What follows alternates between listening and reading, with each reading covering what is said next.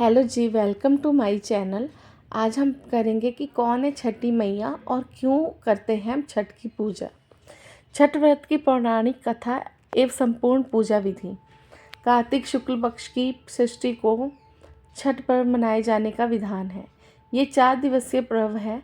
मुख्य रूप से बिहार में मनाया जाता है। कार्तिक मास की अमावस्या को दिवाली मनाने के 6 दिन बाद कार्तिक शुक्ल को मनाए जाने के कारण इसे छठ कहा जाता है।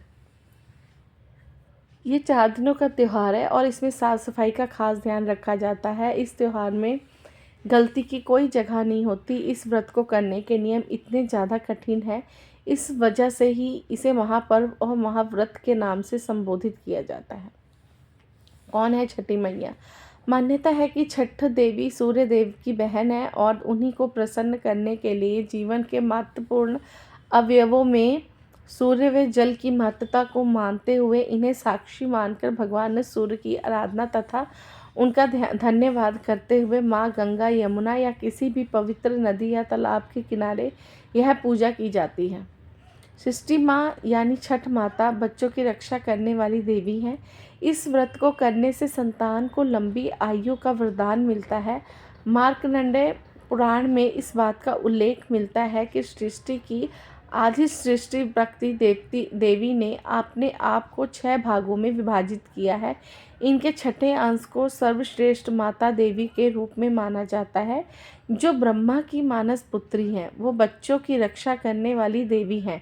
कार्तिक मास के शुक्ल पक्ष की षष्ठी को इन्हीं देवी की पूजा की जाती है। शिशु के जन्म के 6 दिन बाद इन्हीं देवी की पूजा की जाती है। इनकी प्रार्थना से बच्चे को स्वस्थ, सफलता और दीर्घायु होने का आशीर्वाद मिलता है। पुराणों में इन्हीं देवी के नाम से कात्यायनी बताया जाता है, जिनकी नवरात्रि को पूजा की जाती है। छठ का पर्व का तीसरा दिन सबसे खास होता है, क्योंकि इस दिन महिलाएं 36 घंटों का निर्जला व्रत करती हैं। संध्या में डूबते सूर्य को अर्घ्य दिया जाता है, तो अगले दिन उगते सूर्य की पूजा की जाती है।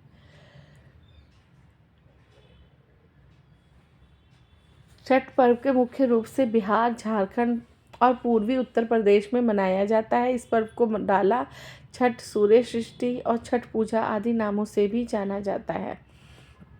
इस त्यौहार में मुख्य रूप से भगवान सूर्य और छठी माता की पूजा होती है। छठ व्रत पूरा करने से पहले इनकी कथा पढ़ना बहुत जरूरी है। आइए सुनाते हैं आपको छठ व्रत की पौराणिक कथा। कथा के अनुसार प्रियव्रत नाम के एक राजा थे। उनकी पत्नी का नाम मालिनी था। राजा प्रियव्रत और उनकी पत्नी मालिनी संतान सुख से वंचित थे। इस बात से राजा रानी काफ़ी दुखी रहते थे। एक दिन उन्होंने संतान प्राप्ति के लिए महर्षि कश्यप से एक यज्ञ करवाया। महर्षि ने यज्ञ संपन्न करने के बाद मालिनी को खीर दी। खीर का सेवन करने के बाद मालिनी गर्भवती हो गई और 9 महीने बाद उसे एक पुत्र की प्राप्ति हुई, लेकिन दुर्भाग्य से उसका पुत्र मृत पैदा हुआ। यह देखकर राजा रानी बहुत दुखी हो गए और निराशा की वजह से राजा ने आत्महत्या करने का मन बना लिया। परंतु जैसे ही राजा आत्महत्या करने लगे तो उनके सामने भगवान की मानस पुत्री देवसेना प्रकट हुई और उन्होंने कहा, मैं सृष्टि देवी हूँ और मैं लोगों को पुत्र सुख का वरदान पर देती हूँ। जो व्यक्ति सच्चे मन से मेरी पूजा करता है, मैं उसकी सभी मनोकामनाएं पूर्ण करती हूँ। राजन, यदि तुम मेरी विधि विधान से पूजा करोगे तो मैं तुम्हें पुत्र रत्न प्राप्ति का वरदान दूंगी। अब देवी के कहे अनुसार राजा प्रियव्रत ने कार्तिक शुक्ल की षष्ठी तिथि को देवी सृष्टि की पूजा की। इस पूजा को फलस्वरूप रानी मालिनी को एक बार फिर से गर्भवती हुई। ठीक 9 महीने बाद उन्होंने एक सुंदर पुत्र को जन्म दिया। कहते हैं तभी से छठ का पर्व मनाने की परंपरा शुरू हो गई। इस पर्व से जुड़ी एक और कथा है, जिसके अनुसार महाभारत काल में जब जुए में पांडव अपना सारा राजपाट हार गए थे तो द्रौपदी ने छठ व्रत रखा था। द्रौपदी के व्रत से प्रसन्न होकर सृष्टि देवी ने पांडवों को उनका राजपाट वापस दिला दिया। वहीं एक अन्य पौराणिक कथा है कि महाभारत काल में सूर्य पुत्र कर्ण ने सबसे पहले सूर्य देवता की पूजा की थी और कहा था कि घंटों पानी में खड़े होकर कर्ण सूरज को अर्घ्य देते थे। सूर्य देव की कृपा से कर्ण एक महान योद्धा बना। आज भी छठ में अर्घ्य देने की परंपरा चली आ रही है। छठ पूजा के लिए जरूरी ये है कि सामग्री, छठ पूजा के लिए कुछ सामग्रियाँ विशेष रूप से आवश्यक मानी जाती हैं। माना जाता है कि इन पूजा के बिना सामग्रियों के बिना छठ पर्व अधूरा है। छठ पूजा की पूजन में सामग्रियों में बांस की टोकरी, सूप, नारियल, पत्ते लगे गन्ने, अक्षत, सिंदूर, धूप, दीप, थाली, लोटा, नए वस्त्र, नारियल पानी भरा, अदरक का हरा पौधा, मौसम के अनुकूल फल, मिट्टी या पीतल का कलश, कुमकुम, पान तथा सुपारी। छठ पूजा की विधि। छठ पूजा के दिन सुबह ब्रह्मा मुहूर्त में उठे और स्नान के बाद निर्वत होकर छठ पूजा का संकल्प ले। इस कर्म में सूर्य देवता और छठी मैया का ध्यान करें। व्रती को छठ पूजा के दिन अन्न ग्रहण नहीं करना होता। संभव हो तो निर्जला व्रत रखकर उसका विधिवत पालन करें। छठ के पहले दिन संध्याकालीन अर्घ्य होता है, जिसमें डूबते हुए सूरज को अर्घ्य दिया जाता है। ऐसे में इस दिन सूर्यास्त से थोड़ा पहले छठ घाट पर पहुँचे और वहां स्नान करने के बाद अस्ताचलगामी सूर्य को पूरी निष्ठा के साथ अर्घ्य दें।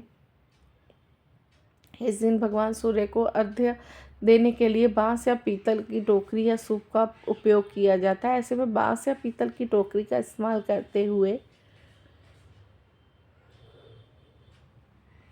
सूर्य देव को अर्घ्य दें।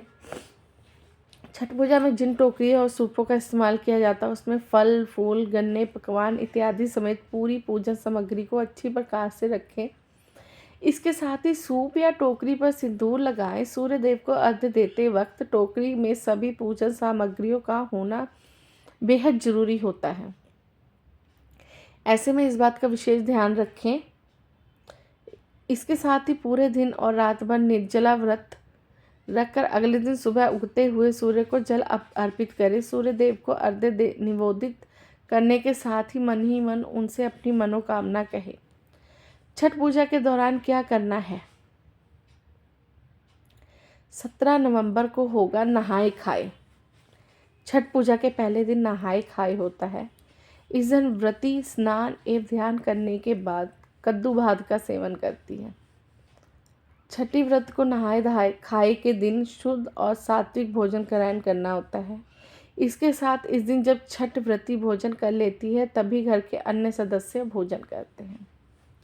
इस साल छठ को पूजा का नहाए धोए 17 नवंबर को है। 17 नवंबर को है।